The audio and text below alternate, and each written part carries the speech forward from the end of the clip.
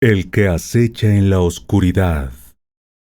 Howard Phillips Lovecraft. Dedicado a Robert Bloch. He visto el sombrío universo abierto, donde los negros planetas giran ciegamente. Giran sumidos en un horror insensato, sin conciencia, brillo o nombre. Némesis. Los investigadores prudentes titubearán antes de contradecir la común creencia de que Robert Blake murió alcanzado por el rayo, o debido a un profundo choque nervioso producto de una descarga eléctrica. Es cierto que la ventana ante la que se le encontró estaba intacta, pero la naturaleza ha probado ser capaz de muchos sucesos extraordinarios. La expresión de su rostro puede con facilidad ser debida a alguna oscura contorsión muscular sin relación alguna con lo que vio, mientras que las anotaciones de su diario son claramente el resultado de una imaginación fantástica, exaltada por algunas supersticiones locales y ciertos viejos asuntos por él exhumados. Y en lo tocante a las anómalas condiciones que se dan en la abandonada iglesia de Federal Hill, el analista perspicaz no tarda en atribuir todo eso a ciertas imposturas, conscientes o inconscientes, con las que a la postre y en parte estaba secretamente conectado el propio Blake. Porque, después de todo, era un escritor y pintor volcado por completo en el campo de los mitos, el miedo, el terror y la superstición, siempre insaciable en su búsqueda de escenas y sucesos producidos por fuentes ajenas y espectrales. Su primera estancia en la ciudad, una visita realizada a un extraño anciano, tan dedicado a lo oculto y lo prohibido como él mismo, terminó entre la muerte y las llamas, y debió ser algún morboso intento el que le hizo volver de nuevo desde su residencia de Milwaukee. Debía conocer previamente las viejas historias, no importa lo que diga en su diario, y su muerte debió cercenar de raíz algún prodigioso montaje destinado a tener más tarde su reflejo literario. No obstante, entre aquellos que han experimentado y cotejado todas las pruebas por él reunidas, se encuentran algunos que se inclinan por teorías menos racionales y trilladas. Estos son dados a atribuir valor a gran parte de lo registrado en el diario de Blake y apuntan como significativos ciertos hechos, como son la indudable existencia de los archivos de la vieja iglesia, la realidad verificada de la repudiada y heterodoxa secta del saber estelar con anterioridad a 1877, la desaparición probada de un inquisitivo reportero de nombre Edwin M. Lillibridge en 1893, y sobre todo, la expresión de miedo monstruoso y transfigurado que congeló el rostro del joven escritor en el momento de su muerte. Fue uno de los que creían en sus afirmaciones el que, movido por el fanatismo, lanzó a la bahía la piedra de curiosos ángulos y su caja de metal, extrañamente adornada, que se había encontrado en el campanario de la vieja iglesia. El campanario negro y sin ventanas, y no la torre donde en un principio decía el diario de Blake que se hallaba la piedra. Aunque objeto de censura tanto pública como privada, ese hombre, un médico de renombre aficionado al folclore extraño, asegura haber librado a la tierra de algo demasiado peligroso como para que pudiera ser dejado sobre su superficie. El lector habrá de escoger por sí mismo entre esas dos escuelas de opinión. Los periódicos han dado ya los detalles más significativos, desde un ángulo escéptico, dejando a otros la descripción de todo tal y como Robert Blake lo vio, o pensó ver, o pretendió ver. Ahora, estudiando a fondo el diario, desapasionadamente y tomándonos nuestro tiempo, resumiremos la oscura cadena de sucesos desde el mentado punto de vista de sus principales actores. El joven Blake volvió a Providence en el invierno de 1934-35, alquilando el piso superior de una vetusta morada situada en un herboso patio de College Street, en la cima de la gran colina oriental cercana al recinto de la Universidad Brown. y detrás de la marmórea biblioteca John Hay. Era un lugar acogedor y fascinante, en un pequeño oasis ajardinado de antigüedad local, donde grandes gatos amistosos tomaban el sol subidos a los tejadillos. La cuadrada casa de estilo georgiano tenía un tejado con tragaluces, portal clásico con lumbrera en abanico, ventanas de rombos y todas las demás señas de identidad que marcan la factura de los primeros años del 19. Dentro había puertas de 6 paneles, suelos de ancha tablazón, una recurvada escalera colonial, repisas blancas del periodo de los Adam y un racimo de cuartos traseros situados 3 peldaños más abajo que el nivel general.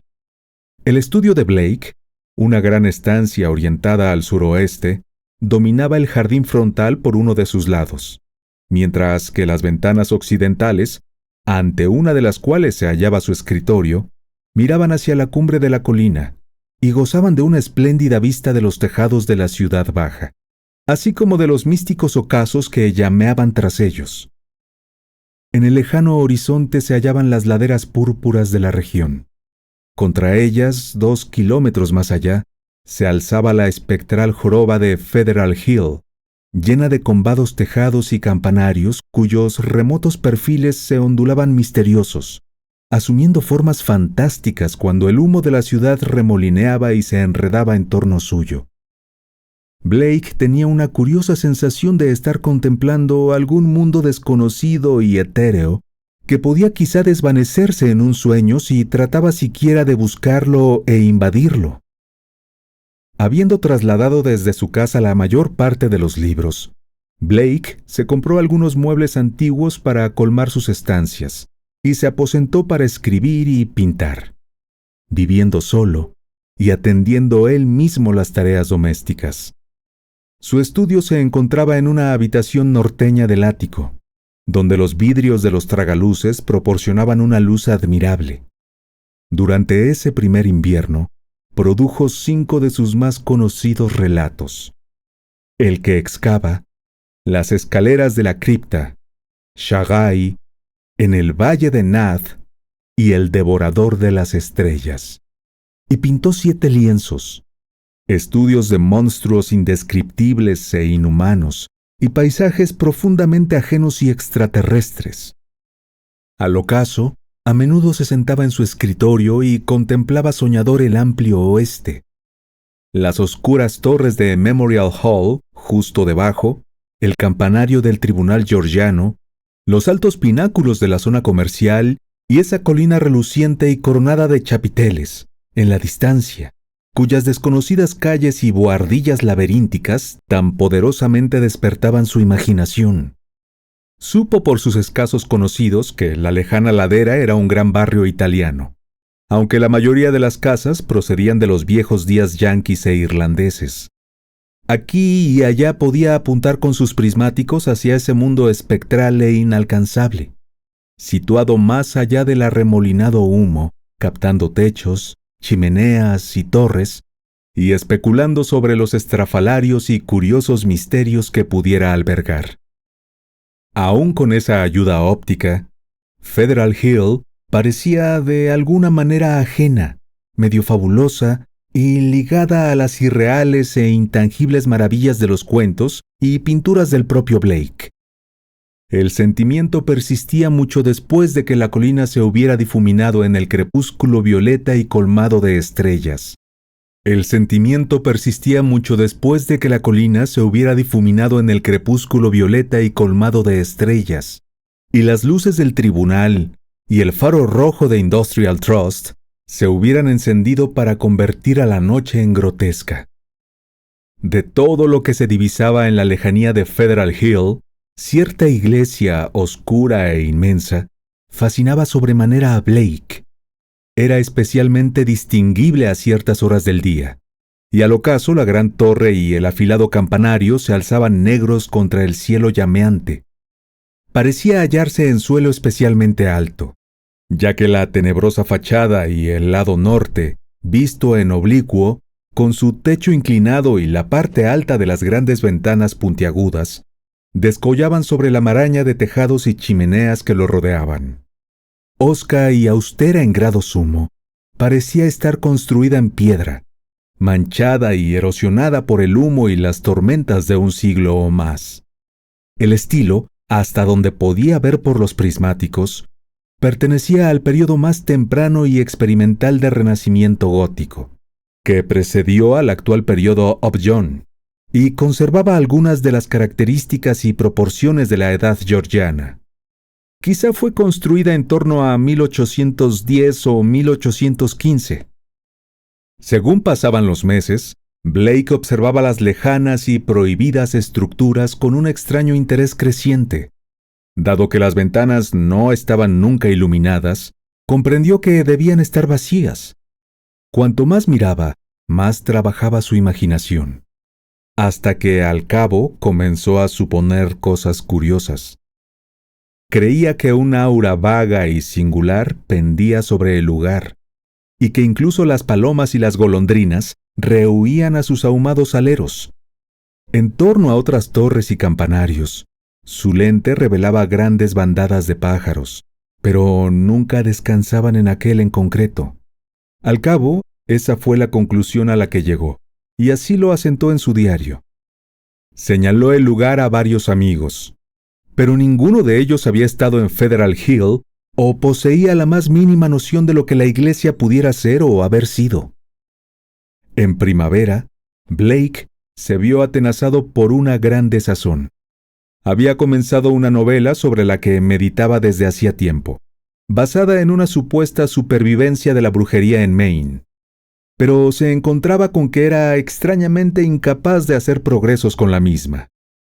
Cada vez más, se sentaba en su ventana occidental y observaba la lejana colina, así como el negro y ceñudo campanario rehuido por los pájaros. Cuando las delicadas hojas asomaron en las ramas del jardín, el mundo se colmó de una nueva belleza, pero la desazón de Blake no hizo más que crecer. Fue entonces cuando, por primera vez, concibió la idea de cruzar la ciudad y aventurarse subiendo esa fabulosa ladera en aquel entreverado por el humo mundo de ensueño. A últimos de abril, justo antes de la noche de Walpurgis, inmemorialmente temida, Blake hizo su primer viaje a lo desconocido. Caminando a través de las inacabables calles de la zona comercial y de las plazas desoladas y en decadencia que había más allá, llegó por último a la avenida ascendente, con sus escaleras carcomidas por el tiempo, hundidos porches dóricos y cúpulas empañadas que le dieron la sensación de pertenecer a aquel mundo, largo tiempo conocido y sin embargo inalcanzable, que se hallaba más allá de las brumas. Había sucios letreros callejeros, blancos y azules que nada le decían, y enseguida se percató de los rostros oscuros y extraños de los ociosos, así como de los escritos extranjeros colocados sobre curiosas tiendas, en edificios parduzcos y castigados por la decadencia. En ninguna parte pudo encontrar nada de lo visto desde lejos, por lo que de nuevo fantaseó con la idea de que la Federal Hill que había visto en la distancia era un mundo onírico que no estaba llamado a ser hollado por pie humano alguno. Aquí y allá aparecía la castigada fachada de una iglesia o un chapitel ladeado, pero nunca la ennegrecida masa que veía de lejos. Cuando preguntó a un tendero acerca de una gran iglesia de piedra, el hombre sonrió y agitó la cabeza, aunque sabía inglés de sobra. Según Blake subía más arriba, el lugar se iba haciendo más y más extraño, con desconcertantes laberintos de callejones parduzcos y amenazadores que llevaban más y más hacia el sur. Cruzó 2 o 3 avenidas grandes y en cierta ocasión creyó ver una torre familiar. Otra vez preguntó a un comerciante acerca de una gran iglesia de piedra, y esa vez hubiera jurado que la pretensión de ignorancia era fingida. Por el rostro oscuro del hombre pasó una mirada de miedo que trató de ocultar, y Blake vio que hacía un curioso signo con su mano derecha. Luego, de repente, un negro chapitel se alzó contra el cielo nuboso a su izquierda, sobre hileras de tejados pardos que delimitaban los enmarañados callejones sureños. Blake supo al punto qué era y fue hacia allá, a través de las callejas, míseras y sin pavimentar, que ascendían a partir de la avenida. 2 veces se extravió, pero no se atrevió a preguntar a ninguno de los patriarcas ni a las matronas que se sentaban a la puerta de sus casas, ni a ninguno de los chicos que gritaban y jugaban en el barro de las oscurecidas callejas. Al fondo, vio perfilarse la torre contra el suroeste, y una masa de piedra que se alzaba oscura al final de un callejón. Al momento se vio una plaza abierta de curioso empedrado, con un gran muro inclinado en su extremo más lejano.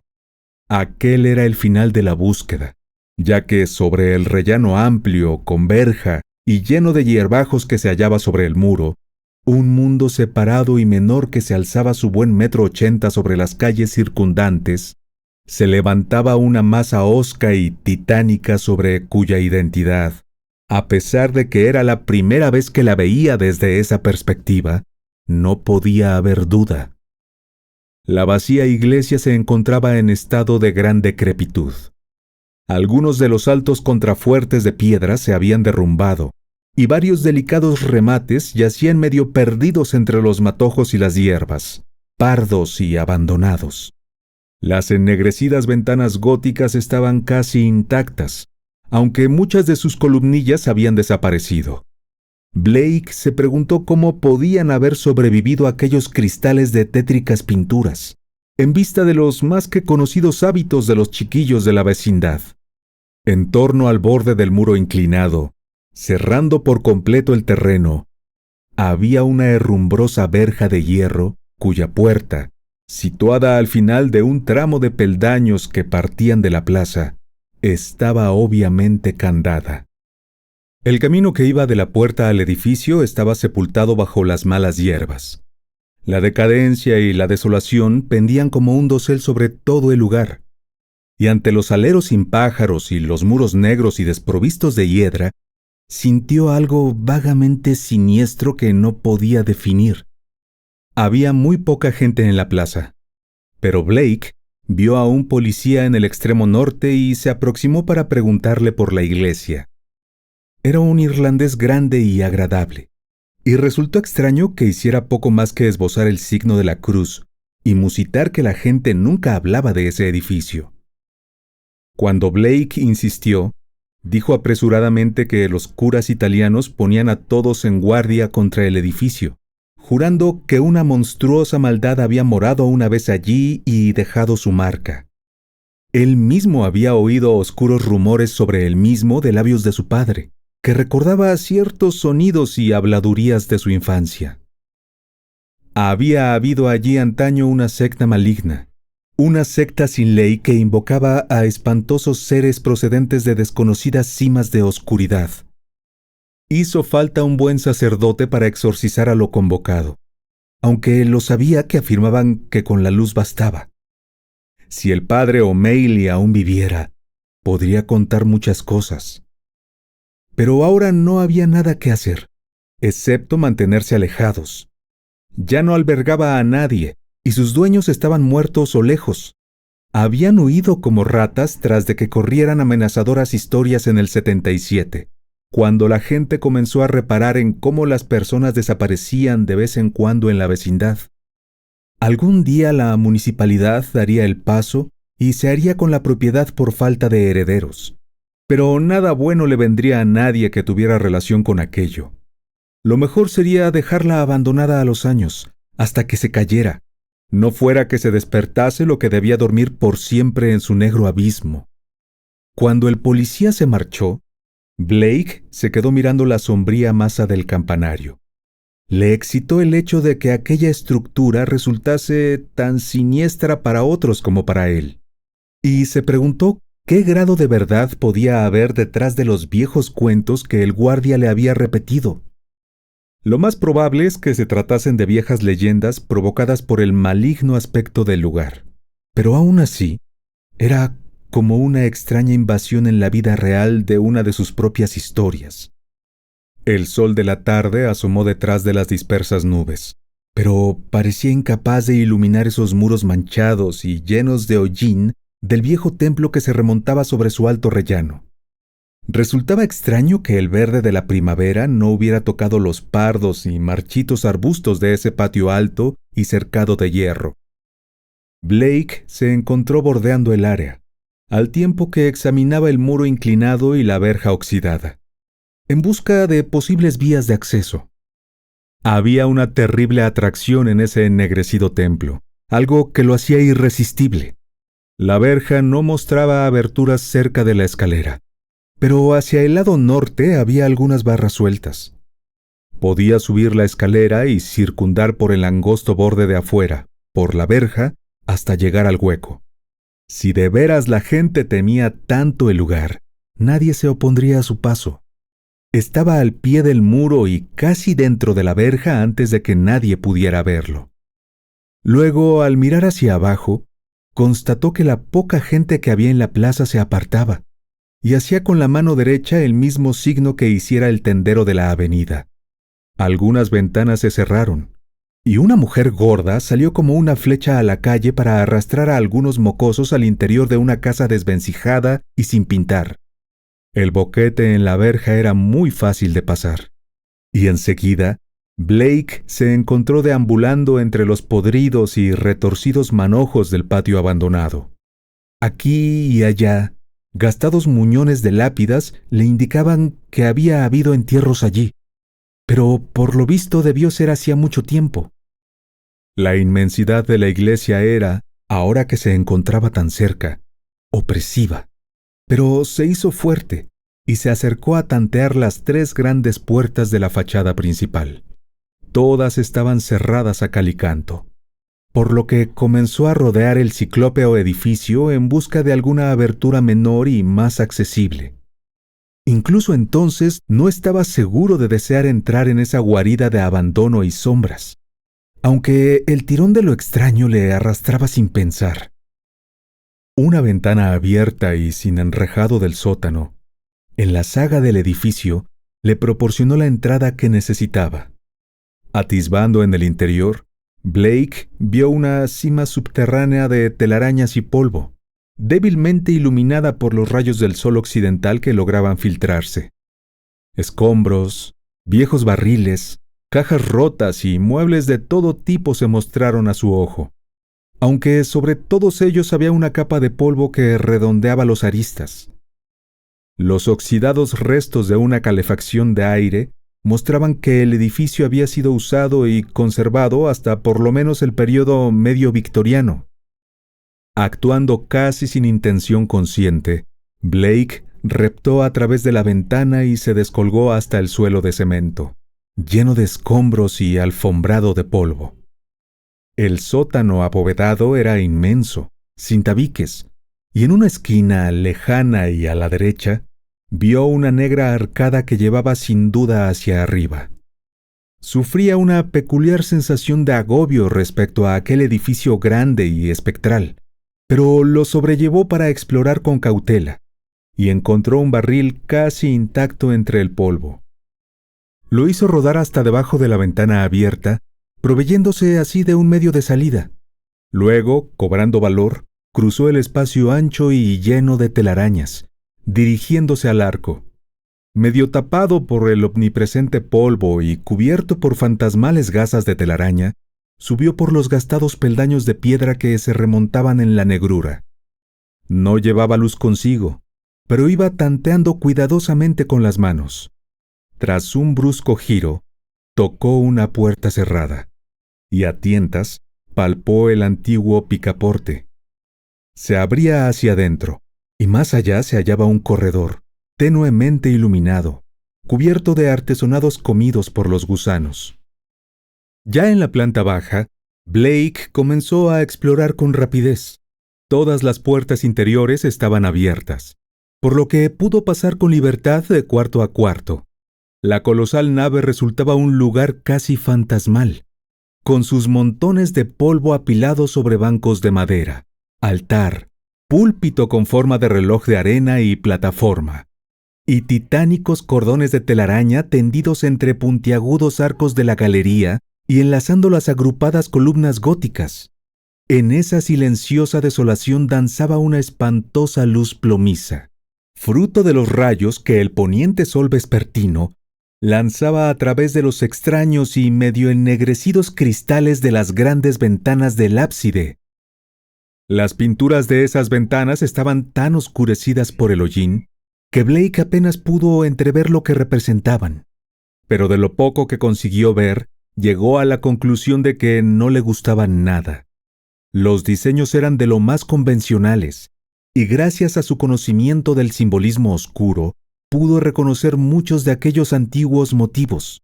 Los pocos santos representados mostraban expresiones claramente reprobables, mientras que una de las ventanas parecía exhibir simplemente un espacio oscuro, con espirales de curiosa luminosidad dispersa a su alrededor.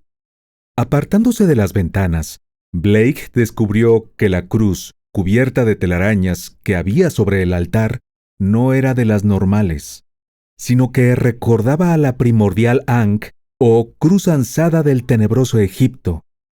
En la sacristía, situada detrás junto al ábside, Blake encontró un armario podrido y baldas que iban de suelo a techo, con enmohecidos libros en proceso de desintegración. Allí, por primera vez, sufrió un golpe de objetivo horror, ya que los títulos de aquellos libros significaban mucho para él.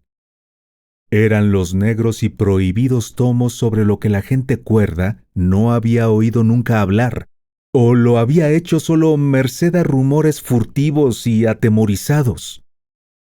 Los receptáculos vedados y temidos de equívocos secretos e inmemoriales fórmulas que se habían transmitido a través del tiempo desde los días de la infancia del hombre y los brumosos y fabulosos tiempos anteriores a éste. Él mismo había leído muchos de ellos, una versión latina del horrendo Necronomicon, el siniestro Liber Eibonis, el infame Ghouls des Ghouls del conde d'Erlet, el Unausprechlichen Kulten de von Junst, el infernal De Vermis Mysteris del viejo Ludwig Prien. Pero había otros a los que conocía simplemente de oídas o no conocía en absoluto. Los manuscritos nacóticos, el libro de Sian y un deteriorado volumen con caracteres completamente inidentificables, aunque mostraba ciertos símbolos y diagramas que resultaban estremecedoramente reconocibles para estudiantes de lo oculto. Al parecer, los persistentes rumores locales no mentían. Aquel lugar había sido asiento una vez de una maldad más antigua que la humanidad y que alcanzaba más allá del universo conocido. En los arruinados estantes había un cuaderno pequeño, forrado en cuero y repleto de anotaciones en alguna criptografía extraña. El manuscrito contenía los tradicionales símbolos comunes usados aún hoy en día en astronomía y antiguamente en alquimia, astrología y otras artes dudosas. Los símbolos del sol, la luna, los planetas, aspectos y signos zodiacales, que aquí se agolpaban para formar páginas repletas de textos con divisiones y párrafos que sugerían que cada símbolo correspondía a alguna letra del alfabeto. Esperando resolver más tarde la clave, Blake se echó el volumen al bolsillo de la chaqueta. Muchos de los grandes tomos de los estantes lo fascinaban indeciblemente, y se sintió tentado de cogerlos más tarde. Se preguntó cómo era posible que hubieran estado allí tanto tiempo. ¿Acaso era él el primero en vencer al acechante y disuasivo temor que durante cerca de 60 años había mantenido a ese desierto lugar a salvo de visitantes? Habiendo ya explorado del todo la planta baja, Blake se dirigió a través del polvo de la espectral nave hacia el vestíbulo frontal, ya que allí había visto una puerta y unas escaleras que debían llevar hacia la ennegrecida torre y el campanario, que tan familiares le resultaban de lejos. El ascenso fue una experiencia estremecedora, ya que el polvo era espeso y las arañas se habían esmerado en aquel lugar cerrado. La escalera era una espiral con altos y angostos peldaños de madera, y de vez en cuando, Blake pasaba por una opacada ventana que ofrecía una vertiginosa panorámica sobre la ciudad. Aunque no había visto abajo ninguna cuerda, esperaba encontrar una o varias campanas en la torre, cuyas ventanas ojivales, cubiertas con celosías, tan a menudo había estudiado mediante sus prismáticos. La desazón lo alcanzó al llegar a su objetivo, cuando, en lo alto de las escaleras, descubrió que la estancia de la torre estaba desprovista de carrillones, y que claramente había estado destinada a propósitos muy diferentes. La estancia, de unos 3 metros de lado, estaba débilmente iluminada, gracias a 4 ventanas ojivales, una a cada lado, que dejaban pasar la luz a través de sus deterioradas celosías. Estas habían sido en algún momento cubiertas con pantallas opacas y gruesas, pero hacía mucho que se habían podrido y caído. En mitad del polvoriento suelo se alzaba un pilar de piedra de curiosos ángulos de algo más de 1 metro de altura y de unos 60 centímetros de diámetro mayor, cubierto a cada lado por jeroglíficos estrafalarios, toscamente cincelados y completamente irreconocibles. Sobre ese pilar descansaba una caja de metal de forma peculiarmente asimétrica. Su tapa estaba abierta, y el interior mostraba lo que, bajo el polvo de decenios, podía ser un objeto ovoide o irregularmente esférico de unos 15 centímetros. En torno al pilar, formando grosso modo un círculo, había 7 sillas góticas de alto respaldo, prácticamente intactas, mientras que detrás de ellas, a lo largo de los muros cubiertos de madera oscura, había 7 imágenes colosales de yeso pintado de negro, ya en muy mal estado, y que recordaban más que otra cosa a los crípticos megalitos tallados de la misteriosa isla de Pascua. En una esquina de la habitación, cubierta de telarañas, una escala tallada en el muro llevaba a la cerrada trampilla del campanario, que, desprovisto de ventanas, se situaba encima. Al ir acostumbrándose Blake a la débil luz, se percató de los extraños bajorrelieves de la curiosa caja abierta de metal amarillo. Acercándose, trató de limpiar el polvo con sus manos y el pañuelo, y descubrió que las figuras mostradas eran una especie monstruosa y totalmente ajena, representando entidades que, aunque aparentemente vivas, no guardaban semejanza alguna con ninguna forma de vida que hubiera existido nunca sobre este planeta. La casi esfera de 15 centímetros resultó ser un poliedro prácticamente negro y estriado de rojo, con multitud de superficies planas e irregulares. Un curioso cristal de alguna especie o quizá un mineral artificialmente tallado y pulido. No tocaba el fondo de la caja, ya que estaba suspendido por medio de una banda de metal que ceñía su ecuador, con algunos soportes de extraño diseño que iban horizontalmente hacia los ángulos de las caras interiores de la caja, cerca del borde. Esa piedra, una vez expuesta, ejerció sobre Blake una fascinación casi alarmante. Apenas podía apartar los ojos de ella, y según miraba sus resplandecientes superficies, casi imaginó que era transparente, con mundos de prodigio a medio formar en su interior. En su mente flotaban imágenes de orbes alienígenas con grandes torres de piedra, y otros mundos con montañas titánicas y sin vestigios de vida, y espacios aún más remotos donde una agitación en la vaga negrura hablaba de la presencia de conciencia y vida. Cuando apartó la vista, se percató de un singular montón de polvo situado en una esquina lejana, cerca de la escala del campanario.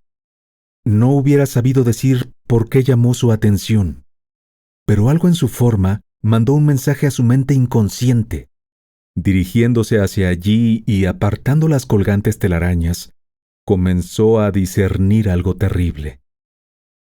Manos y pañuelo revelaron pronto la verdad, y Blake boqueó preso de una estremecedora mezcla de emociones. Se trataba de un esqueleto humano, y debía haber estado allí durante largo tiempo. Las ropas estaban reducidas a jirones, pero algunos botones y trazos hablaban aún de la existencia de un traje masculino gris. Había otras evidencias: zapatos, Hebillas de metal, grandes botones para puños redondos, un deslucido alfiler de corbata, una insignia de reportero con el nombre del viejo Providence Telegram y una deteriorada cartera de cuero. Blake examinó esta última con cuidado y encontró algunos billetes antiguos, un calendario de celuloide de 1893, algunas cartas con el nombre de Edwin M. Lillibridge y un papel escrito. Ese papel era de naturaleza desconcertante, y Blake lo leyó con cuidado a la tenue luz de la ventana occidental. El deslavado texto incluía frases como las que siguen. El profesor Enoch Bowen volvió de Egipto en mayo de 1844. Compró la vieja iglesia Freewill en julio.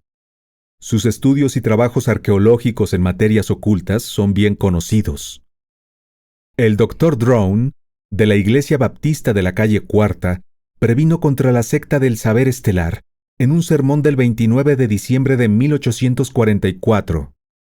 La congregación contaba con 97 miembros a finales del 45. 1846. 3 desapariciones. Primera mención al trapezoide resplandeciente. 7 desapariciones en 1848. Comienzan a correr historias sobre sacrificios humanos. La investigación de 1853 no llega a ninguna conclusión. Corren historias sobre sonidos. El padre O'Malley habla sobre adoración al diablo hecha mediante una caja encontrada en grandes ruinas egipcias. Dice que convoca a algo que no puede sobrevivir a la luz del día. Huye de la luz tenue y desaparece ante la intensa. Entonces tiene que ser convocado de nuevo. Probablemente ha sacado todo eso de las confesiones que hizo en su lecho de muerte Francis X. Finney, que se había unido a la sabiduría estelar en el 49. Esa gente dice que el trapezoide resplandeciente les muestra el paraíso y otros mundos, y que el que acecha en la oscuridad les comunica de alguna forma secretos. Lo que dice Orrin B. Eddy en 1857. Lo convocan mirando al cristal, y tienen un lenguaje secreto que usan entre ellos. 200 fieles o más en 1863. Todos hombres. Algarada de muchachos irlandeses contra la iglesia en 1869. Luego de la desaparición de Patrick Regan. Velado artículo en J el 14 de marzo del 72, pero la gente no le presta atención. 6 desapariciones en 1876. Un comité secreto se entrevista con el alcalde Doyle. Se prometen medidas en febrero de 1877. La iglesia es cerrada en abril. Una banda, chicos de Federal Hill, amenazan al doctor y al resto de la congregación en mayo. 181 personas abandonan la ciudad antes de que acabe el 77. No se mencionan nombres. Las historias de fantasmas comienzan hacia 1880. Intentar comprobar si es cierto lo que se dice acerca de que ningún ser humano ha entrado en la iglesia desde 1877. Pedir a Lanigan la fotografía del lugar tomada en 1851. Devolviendo el papel a la cartera y metiéndose esta última en la chaqueta, Blake se volvió a observar el esqueleto en el polvo. Las implicaciones de las notas estaban claras, y no había duda de que ese hombre había invadido el abandonado edificio hacía 42 años en pos de una noticia periodística que nadie antes se había atrevido a buscar. Quizá nadie estaba al tanto de su plan, quién sabe. Pero lo cierto es que nunca había vuelto al periódico. ¿Acaso un temor heroicamente reprimido se había impuesto para matarlo de un fallo cardíaco? Blake se detuvo sobre los descarnados huesos y estudió su estado. Algunos estaban malamente quebrados, y los había que parecían extrañamente disueltos en los extremos. Otros se veían extrañamente amarillentos, con una vaga sugestión de chamuscado. Esa quemazón se manifestaba también en algunos jirones de la ropa. La calavera se encontraba en un estado de lo más peculiar, manchada de amarillo, con una abertura de bordes quemados en lo alto, como si algún ácido poderoso hubiera comido el hueso sólido. Lo que le había ocurrido al esqueleto durante aquellas 4 décadas de silencioso abandono en aquel lugar era algo que Blake no podía ni imaginar. Antes de darse cuenta de lo que hacía, estaba mirando a la piedra de nuevo, y dejando que su curiosa influencia despertase un nebuloso despliegue en su mente, vio procesiones de figuras, con túnicas y capuchas, cuyas siluetas no eran humanas, y observó interminables lenguas de desiertos contra las que se recortaban monolitos tallados y altísimos. Vio torres y muros en negras profundidades submarinas, y vórtices de espacio en los que retazos de negra bruma flotaban ante tenues resplandores de fría neblina púrpura. Más allá de todo eso, tuvo el atisbo de una infinita cima de oscuridad, en la que formas sólidas y semisólidas eran detectables tan solo por sus rabiosas agitaciones, y nebulosas tramas de fuerza parecían entremezclar orden y caos, ofreciendo una clave para todas las paradojas y arcanos del mundo conocido. Luego, todo aquel hechizo quedó roto por un ataque de corrosivo e intangible miedo pánico. Blake, estremecido, se apartó de la piedra, consciente ahora de que había alguna informe presencia ajena cerca de él, observándolo con horrible resolución. Se sentía en contacto con algo que no era la piedra, sino que lo observaba a través de ella. Algo que podía seguirlo sin descanso, con un sentido que no era el de la física visión. Sin duda, aquel lugar estaba afectando sus nervios, lo que no era de extrañar dado su horrible descubrimiento. La luz se desvanecía también, y ya que no tenía medios de alumbrarse, tendría que marcharse enseguida. Fue entonces, en el postrer crepúsculo, cuando pensó detectar un débil trazo de luminosidad en la piedra de locos ángulos.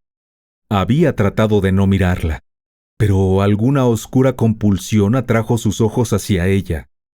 ¿No había alguna sutil fosforescencia radiactiva en aquella cosa? ¿Qué era lo que decían las notas del muerto acerca de un trapezoide resplandeciente? ¿Y qué era además aquel nicho de cósmica maldad?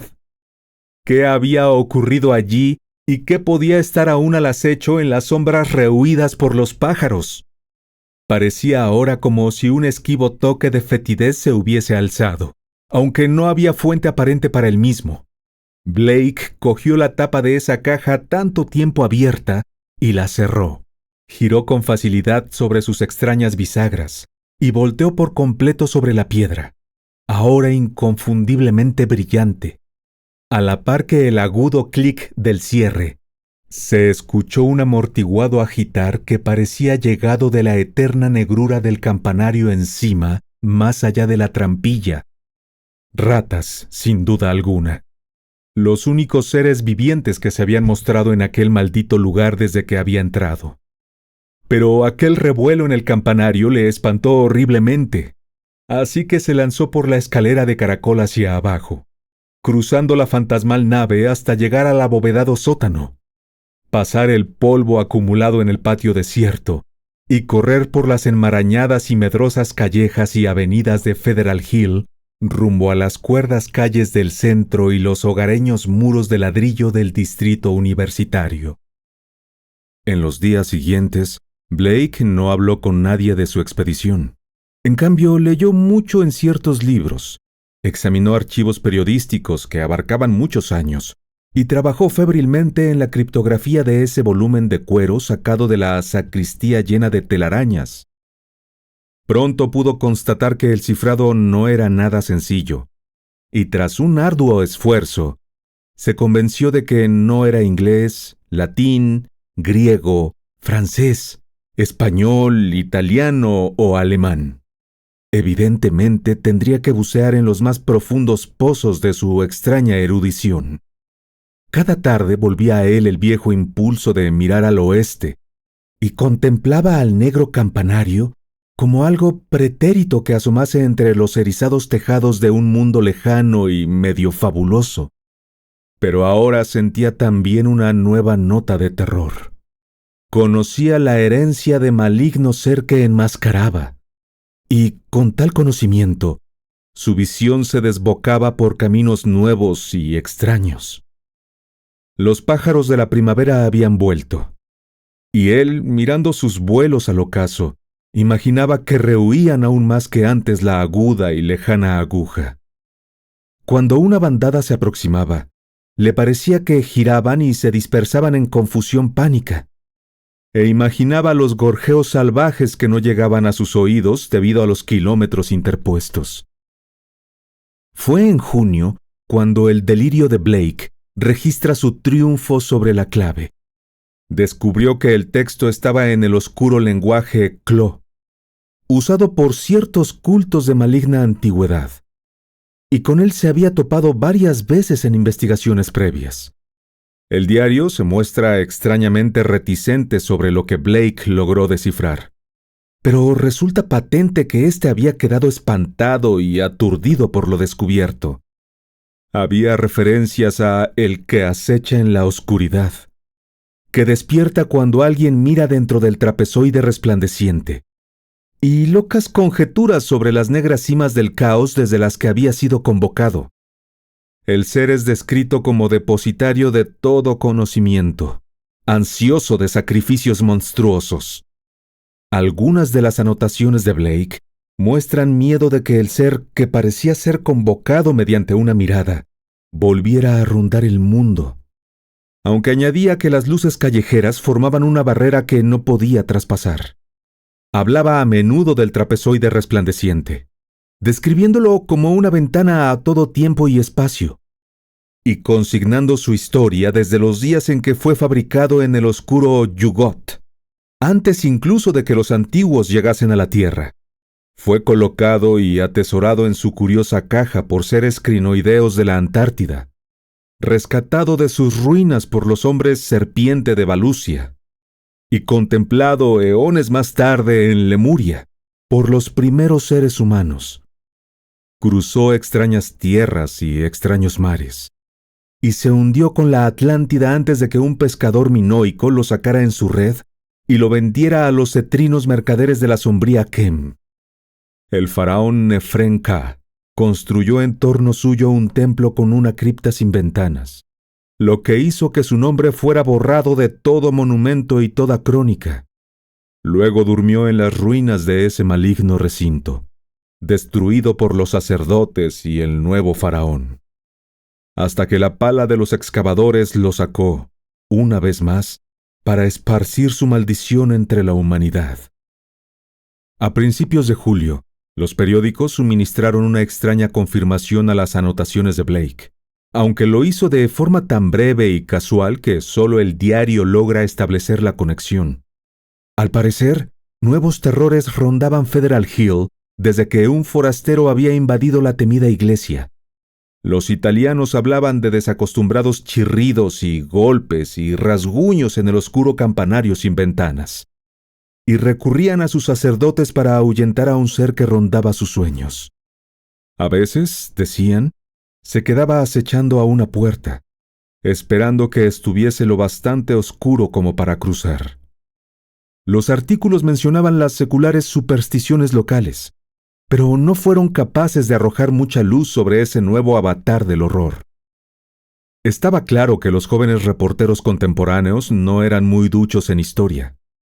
Al consignar todo eso en su diario, Blake expresaba una curiosa especie de remordimiento y menciona el deber de enterrar el trapezoide resplandeciente y espantar lo que había evocado, dejando entrar la luz del día en ese odioso chapitel. Al mismo tiempo, no obstante, mostraba la peligrosa extensión de su fascinación y admitía una ansia morbosa, presente incluso en sus sueños, por visitar la torre maldita y contemplar de nuevo los cósmicos secretos de la piedra resplandeciente. Luego, una noticia en el Journal matutino del 17 de julio provocó en el escritor un verdadero horror febril. Se trataba tan solo de una variante de aquellos reportajes medio humorísticos sobre la inquietud que sacudía Federal Hill.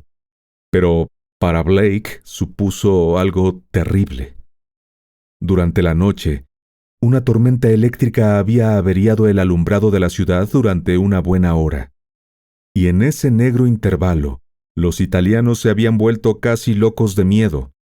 Aquellos que vivían cerca de la temida iglesia habían jurado que el ser del campanario se había aprovechado de la falta de luces callejeras para bajar a la nave de la iglesia, aleteando y golpeteando en una forma viscosa y sumamente horrible. Al final había vuelto a la torre donde se oyeron sonidos de cristal roto. Podía ir a donde quiera que hubiese oscuridad, pero la luz le hacía siempre huir. Cuando volvió la corriente, hubo una estremecedora conmoción en la torre, ya que incluso el débil resplandor que se filtraba a través de las ventanas oscurecidas por la mugre y cubiertas con pantallas era demasiado para el ser. Golpeó y se escurrió hacia su tenebroso campanario justo a tiempo, ya que una buena dosis de luz podría haberlo enviado de vuelta al abismo del que aquel loco forastero le había sacado. Durante la hora de oscuridad, un gentío que rezaba se había congregado en torno a la iglesia, bajo la lluvia, con velas y lámparas que protegían mediante paraguas y papeles. Una guardia de luz dispuesta a proteger a la ciudad de la pesadilla que rondaba en la oscuridad. En cierta ocasión, aquellos que estaban más cerca de la iglesia declararon que la puerta exterior se había sacudido en forma espantosa, pero ni siquiera eso fue lo peor. Esa tarde, en el Bulletin, Blake oyó lo que los periodistas habían encontrado. Conscientes por fin del fenomenal valor de todas esas noticias, un par de ellos había desafiado a las frenéticas multitudes de italianos, reptando al interior de la iglesia a través de la ventana del sótano, luego de tratar en vano de abrir las puertas. Se encontraron con que el polvo del vestíbulo y de la espectral nave estaba removido de forma muy singular, así como con restos de cojines podridos y del forro de satén de los bancos dispersos por todas partes. Aquí y allá había manchas amarillentas y lugares que parecían chamuscados. Al abrir la puerta que llevaba a la torre y detenerse un momento ante la sospecha de un sonido de rasguños arriba, descubrieron que la estrecha escalera espiral había sido limpiada por el paso de algo. En la propia torre reinaban condiciones similares. Hablaron acerca de la columna de piedra heptagonal, las sillas góticas alrededor y de las estrafalarias imágenes de yeso, aunque, cosa extraña, nada mencionaron acerca de la caja de metal ni del viejo y mutilado esqueleto. Lo que más perturbó a Blake, dejando de lado el asunto de las manchas y las quemaduras, así como el mal olor, fue ese detalle final que explicaba el sonido de cristales rotos. Todas las ventanas ojivales de la torre estaban hechas añicos, y dos de ellas habían sido oscurecidas tosca y apresuradamente, mediante tapizados de satén y pelo de caballo sacado de los cojines, introducidos en los huecos que dejaban las ladeadas coberturas exteriores. Más fragmentos de satén y montones de crines yacían dispersos en torno al suelo recién barrido, como si alguien hubiera sido interrumpido cuando trataba de devolver a la torre a la absoluta negrura, propia de los días en que estaba totalmente guardada por cortinas. También había manchas amarillentas y trozos quemados en la escala que llevaba al chapitel sin ventanas, pero cuando un periodista ascendió por ella, abrió la trampilla horizontal y proyectó un débil rayo de luz a través de aquel espacio negro y de una extraña fetidez. Nada vio, excepto oscuridad y una heterogénea pila de fragmentos informes cerca de la abertura. El veredicto fue, por supuesto, de superchería. Alguien había gastado una broma a los supersticiosos habitantes de la colina. O puede que algún fanático se hubiera aprovechado de esos miedos para sus propios fines. Quizá incluso alguno de los más jóvenes y sofisticados habitantes del lugar había montado una elaborada broma a costa del mundo exterior. Hubo un divertido colofón cuando la policía envió a un agente a corroborar tales informes. 3 hombres, uno tras otro, encontraron la forma de zafarse de esa misión, y el cuarto, que se mostró de lo más reacio, volvió enseguida y sin nada que añadir a lo comunicado por los periodistas. De ahí en adelante, el diario de Blake muestra una creciente marea de insidioso horror y aprensión nerviosa. Se recrimina por no hacer nada y especula extravagantemente sobre las consecuencias que pudiera tener otro corte eléctrico.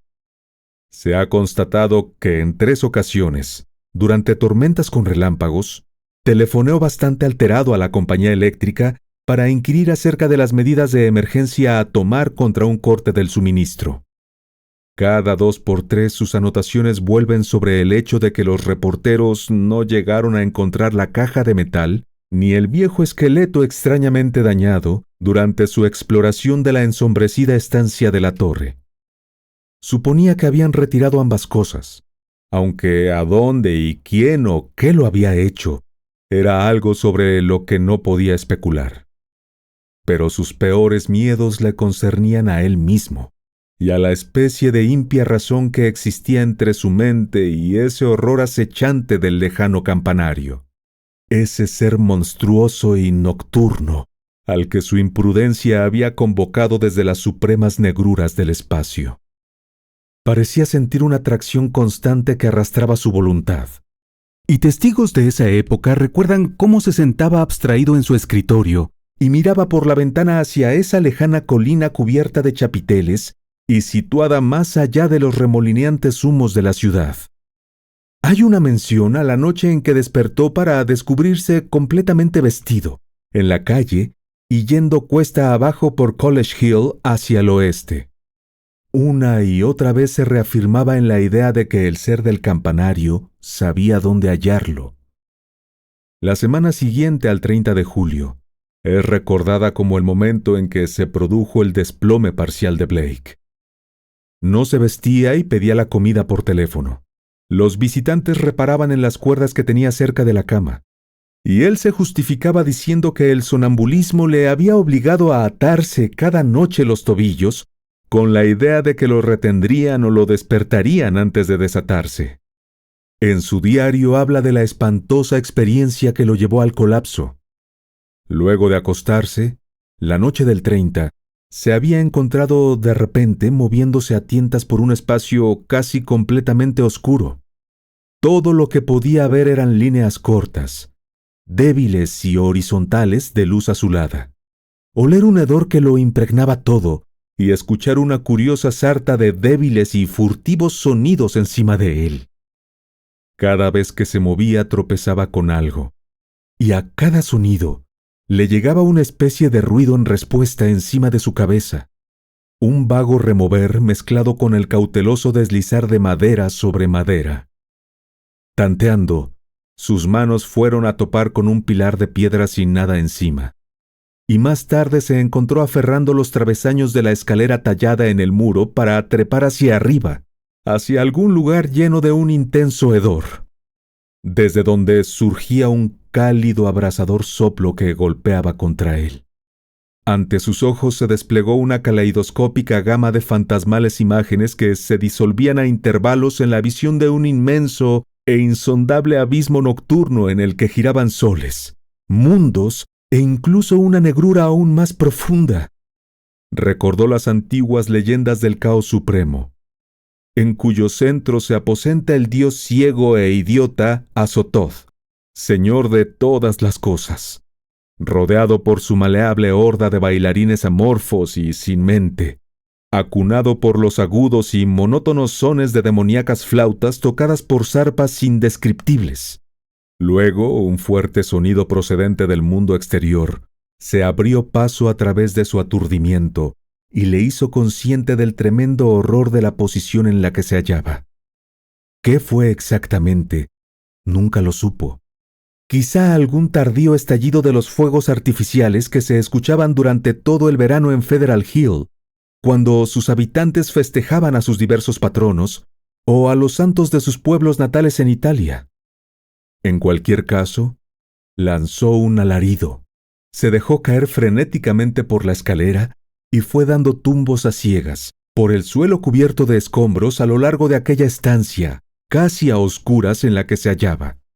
Supo de inmediato qué lugar era aquel, y se lanzó sin demora por la estrecha escalera de caracol, tropezando y golpeándose a cada vuelta. Hubo una carrera de pesadilla a través de una nave inmensa llena de telarañas, cuyos fantasmales arcos se sumían en una oscuridad acechante, un pasar a ciegas a través de un sótano cubierto de escombros, y el ascenso a regiones exteriores llenas de aire y luces callejeras, así como una loca fuga por una espectral colina de buhardillas torcidas. Luego, a través de una ciudad hosca y silenciosa de torres negras, y por último, cuesta arriba, hacia el barranco oriental, hasta llegar a su propia y antigua casa. Al recobrarse a la mañana siguiente, se encontró yaciendo en el suelo del estudio completamente vestido. Estaba cubierto de suciedad y telarañas, y cada centímetro de su cuerpo parecía dolorido y magullado. Al mirarse al espejo, vio que su pelo estaba seriamente abrasado, y que un olor extraño y maligno parecía manar de las ropas de su parte superior. Fue entonces cuando sus nervios cedieron.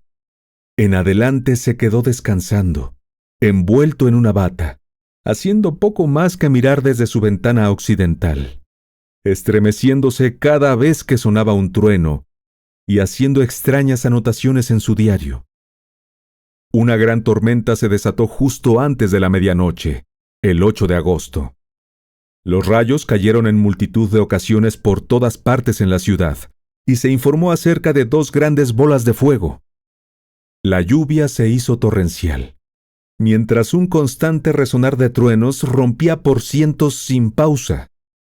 Blake se volvió frenético a sus temores acerca del sistema eléctrico, e intentó telefonear a la compañía alrededor de la 1, aunque en esos momentos el servicio había sido temporalmente interrumpido por razones de seguridad. Lo consignó todo en su diario.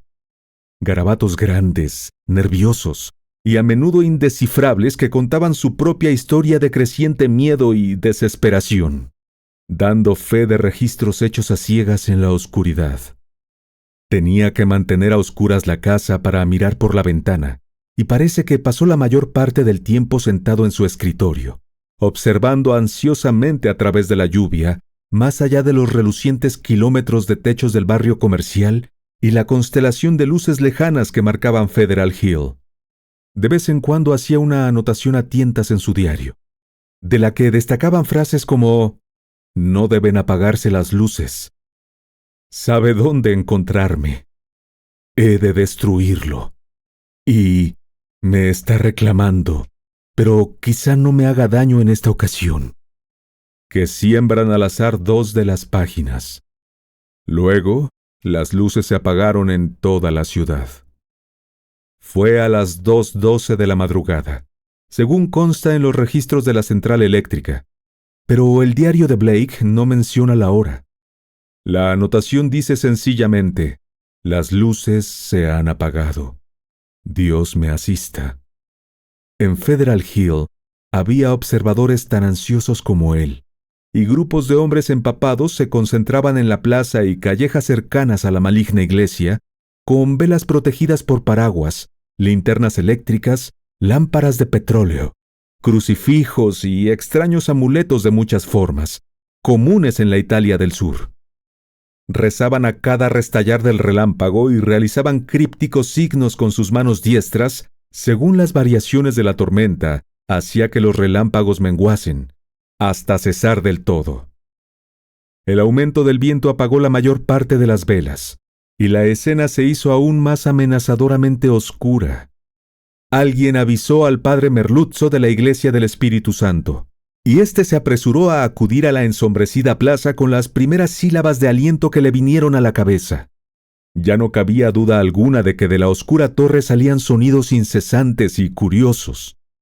De lo acaecido a las 2:35 de la madrugada, tenemos los testimonios del sacerdote, una persona joven, inteligente y de buena cultura, el patrullero William J. Monahan, de Central Station, un agente de la mayor confianza, que se había detenido en esa parte de su ronda para inspeccionar a la muchedumbre, y los de la mayor parte de los 78 hombres reunidos en torno al muro y el rellano de la iglesia, especialmente aquellos que estaban en la plaza, en donde la fachada oriental era visible. Por supuesto, no sucedió nada que se pueda demostrar que fuera contrario al orden natural, Hay multitud de causas que pueden explicar lo que sucedió. Nadie puede decir con certeza qué oscuros procesos químicos se desencadenan en un edificio grande, antiguo, mal ventilado y vacío desde hace mucho, que se haya abarrotado de contenidos diversos. Vapores mefíticos, combustión espontánea, presión de gases surgidos de la descomposición. Innumerables fenómenos pueden haber sido los responsables. Y desde luego, no puede descartarse alguna superchería organizada. Lo que ocurrió en sí mismo es algo bastante simple, y no ocupó más allá de 3 minutos. El padre Merluzzo, hombre preciso en todo momento, miró repetidas veces su reloj. Comenzó con una audible serie de sonidos tenues, como de hurgar dentro de la Torre Negra. Durante cierto tiempo se había notado la vaga presencia de olores extraños y malignos que surgían de la iglesia, y ahora se tornaron punzantes y ofensivos. Luego, por fin, se oyó el sonido de la madera astillada y un objeto grande y pesado cayó al patio, ante la ceñuda fachada oriental. La torre era, ahora con las velas apagadas, invisible. Pero según el objeto llegaba al suelo, la gente comprendió que se trataba de la contracubierta ahumada de esa ventana de la torre este. De inmediato se desató un hedor completamente insoportable que llegó de las invisibles alturas, golpeando y mareando a los estremecedores espectadores hasta el punto de que casi los derribó. Al mismo tiempo, el aire tembló con la agitación de unas alas, y un brusco viento de levante, más violento que cualquier ráfaga anterior, arrancó los sombreros y arrebató los goteantes paraguas de la multitud. Nada definido se pudo ver en la noche sin velas, aunque algunos espectadores que miraban hacia arriba creyeron entrever un gran y difuso borrón de negrura más densa recortarse contra el cielo como tinta. Algo así como una informe nube de humo que se lanzó con meteórica velocidad hacia el este. Eso fue todo. Los observadores se quedaron medio petrificados de miedo, espanto y desazón, y apenas sabían qué hacer, o siquiera si había algo que hacer. No sabiendo qué había sucedido, no descuidaron su vigilia, y un momento más tarde entonaron una plegaria, cuando el gran destello de un tardío relámpago, seguido de un estruendo ensordecedor, desgarraron los cielos abiertos. Media hora más tarde cesó la lluvia. Las luces callejeras volvieron a encenderse, permitiendo que los cansados y mojados observadores se volvieran aliviados a casa. Los periódicos del día siguiente hicieron escasa mención a todo eso, en comparación con lo que informaron sobre la tormenta en general. Al parecer, el gran relámpago y el estruendo ensordecedor consiguiente de Federal Hill fueron aún más tremendos lejos, al este, donde también se notó un efluvio de singular hedor. El fenómeno fue más potente sobre College Hill, donde el impacto despertó a todos cuantos dormían y los llevó a una delirante sucesión de especulaciones. De entre los que estaban ya despiertos, solo unos pocos vieron el anormal relámpago cerca de la cima de la colina, o se percataron de la inexplicable ráfaga de aire que casi arrancó las hojas de los árboles y las plantas de los jardines. Se llegó a la conclusión de que el solitario y repentino rayo debía haber impactado en la vecindad, aunque no se encontró ningún daño más tarde. Un joven de la fraternidad Tau Omega creyó haber visto una grotesca y espantosa masa de humo en el aire, justo al desatarse el relámpago previo, pero su apreciación no ha sido constatada. Los escasos observadores coinciden, no obstante, en el violento soplo del este y en la ola de insoportable hedor que procedió al posterior impacto, al tiempo que es igualmente general la apreciación tocante al olor a quemado que siguió al impacto. Todo eso fue discutido con mucho cuidado, debido a su probable relación con la muerte de Robert Blake. Estudiantes de la casa Psi Delta, cuyas ventanas superiores miraban al estudio de Blake, se fijaron en la desdibujada cara que se asomaba a la ventana oeste la mañana del 9. y se preguntaron qué era lo raro en esa expresión. Cuando vieron el mismo rostro y en la misma posición por la tarde, se preocuparon y esperaron a ver si encendía las luces de ese apartamento. Más tarde llamaron a ese piso a oscuras. Y por último, un policía forzó la puerta. El cuerpo rígido estaba sentado en el escritorio, junto a la ventana, y cuando los que entraron vieron los ojos vidriosos y desorbitados, y las señales de un miedo terrible y convulsivo en las retorcidas facciones, sintieron un enfermizo desfallecimiento. Poco después, el médico forense lo examinó, y pese a las ventanas intactas, dictaminó que la causa de la muerte era un choque eléctrico o un golpe nervioso causado por una descarga. Pasó por alto la espantosa expresión, achacándola con toda probabilidad a la profunda conmoción experimentada por una persona de imaginación tan anormal y emociones tan desbocadas. Dedujo la existencia de tales cualidades a partir de los libros, pinturas y manuscritos hallados en el apartamento, y de las anotaciones ciegamente garabateadas en el escritorio del diario. Blake había seguido sus frenéticos apuntes hasta el final, y encontraron el lápiz con la punta rota en su crispada mano derecha. Las notas posteriores al apagón resultaban totalmente deslavazadas, y solo en parte legibles. A partir de ellas, ciertos investigadores han sacado conclusiones que difieren enormemente del prosaico dictamen oficial. Pero es difícil que tales especulaciones sean creídas por mentes conservadoras.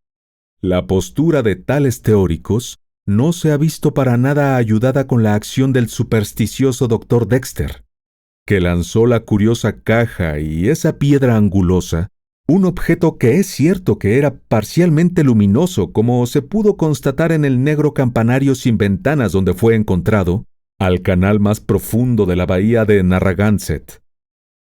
Casi todos achacan esos apuntes finales y frenéticos a la excesiva imaginación y al desorden nervioso de Blake, agravados por el conocimiento del maligno culto cuyos estremecedores restos había descubierto. Estas son las anotaciones, o lo que pudo sacarse en claro de ellas. Las luces siguen apagadas. Deben haber pasado ya 5 minutos. Todo depende de los relámpagos. Yadid quiera que se mantengan.